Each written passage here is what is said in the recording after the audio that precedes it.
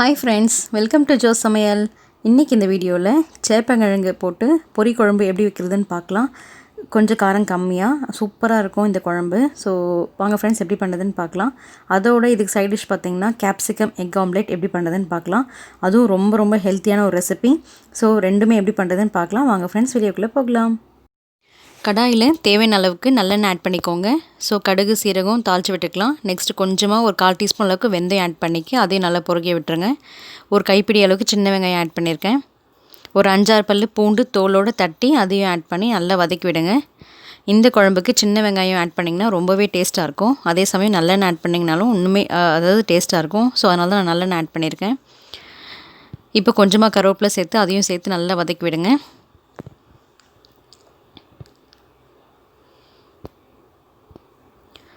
So இந்த சின்ன வெங்காயம் இந்த பூண்டு எல்லாம் வதங்கினதுக்கப்புறம் ஒரு மீடியம் சைஸ் தக்காளி ஃபைனாக சாப் பண்ணி அதையும் ஆட் பண்ணி நல்லா வதக்கி விடுங்க.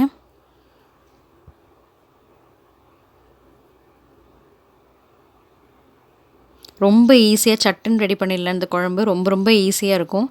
ஸோ இந்த அளவுக்கு 1 டேபிள் ஸ்பூன் குழம்பு மிளகாய்த்தூள், இந்த அளவுக்கு புளி எடுத்து நல்லா தண்ணியில் கரைச்சி ரெடியாக வச்சுக்கோங்க.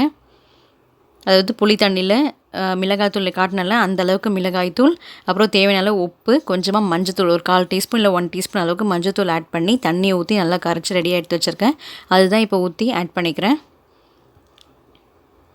உங்களுக்கு குழம்பு எந்த அளவுக்கு வேணுமோ நீங்கள் அந்த அளவுக்கு அகெயின் நீங்கள் தண்ணி ஆட் பண்ணிக்கோங்க.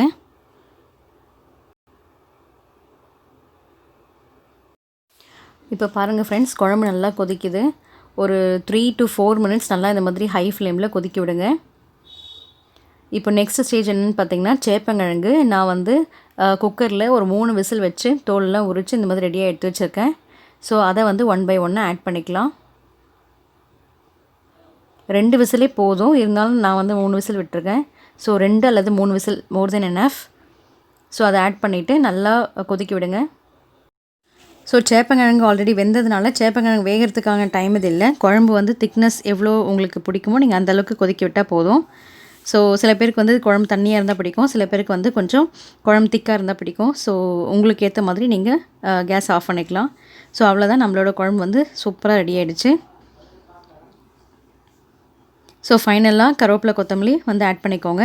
ஸோ நீங்கள் கிட்டத்தட்ட ஒரு 10 மினிட்ஸ் குழம்பு ஆனால் கொதிக்க வைக்கணும். அப்போ தான் நல்லா உங்களுக்கு சுண்டி அந்த எண்ணெய்லாம் பிரிஞ்சு வரும். இல்லைனா ரொம்ப தண்ணியாட்டு இருக்கும். அதனால் ஒரு 10 மினிட்ஸ் ஆச்சு மினிமம் கொதிக்கணும். சேப்பங்கிழங்கு பொரி குழம்புக்கு சைட் டிஷ்ஷாக வந்து கேப்சிகம் எக் ஆம்லெட் பண்ண போகிறேன். ஸோ அதுக்கு பார்த்திங்கன்னா ஒரு கிண்ணத்தில் 2 முட்டை உடச்சி ஊற்றிருக்கேன். தேவையான அளவு உப்பு ஆட் பண்ணிக்கலாம். தேவையான அளவு மஞ்சத்தூள் ஆட் பண்ணிக்கோங்க. ஒரு 1/4 டீஸ்பூன் பெப்பர் பவுடர் ஆட் பண்ணிக்கலாம். ஒரு 1/4 டீஸ்பூன் கரம் மசாலா ஆட் பண்ணிக்கலாம்.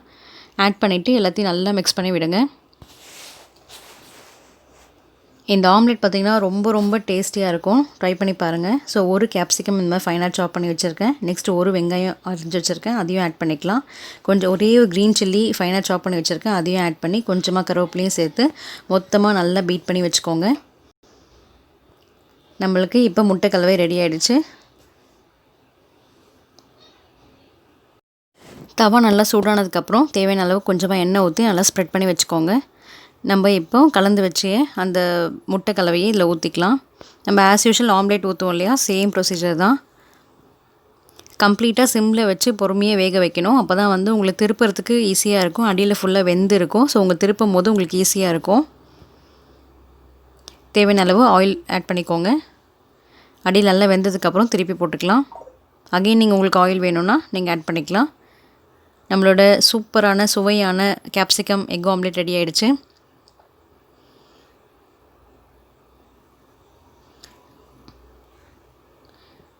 ஸோ மீதி இருக்கிறத நான் ஃபுல்லாகவே அப்படியே ஊற்றிடுறேன். நீங்கள் கேபேஜ் கூட ஆட் பண்ணிக்கலாம், கேரட் ஆட் பண்ணிக்கலாம், நம்ம விருப்பம் தான். இந்த ஆம்லெட் பார்த்திங்கன்னா டயட்டில் இருக்கவங்களாம் இது கண்டிப்பாக இந்த மாதிரி செஞ்சு சாப்பிடுவாங்க. ஸோ அவங்களுக்கு வெறும்னே ஆம்லெட் சாப்பிட்டா ஃபில்லிங்காக இருக்கா சொல்லி இந்த மாதிரி வெஜிடபிள்ஸ் சேர்த்து சாப்பிடும்போது அவங்களுக்கு ஃபில்லிங்காக இருக்கும். ஸோ கண்டிப்பாக இந்த 2 ரெசிபியும் ட்ரை பண்ணி பார்த்துட்டு உங்களோட ஃபீட்பேக்கை என்னோட கமெண்ட்ஸில் ஷேர் பண்ணிக்கோங்க ஃப்ரெண்ட்ஸ். நீங்கள் என் சேனலுக்கு புதுசு அப்படின்னா ப்ளீஸ் சப்ஸ்கிரைப் பண்ணி வச்சுக்கோங்க. பக்கத்தில் இருக்க பெல் ஐக்கானையும் கிளிக் பண்ணி வச்சுக்கோங்க. தேங்க்ஸ் ஃபார் வாட்சிங்.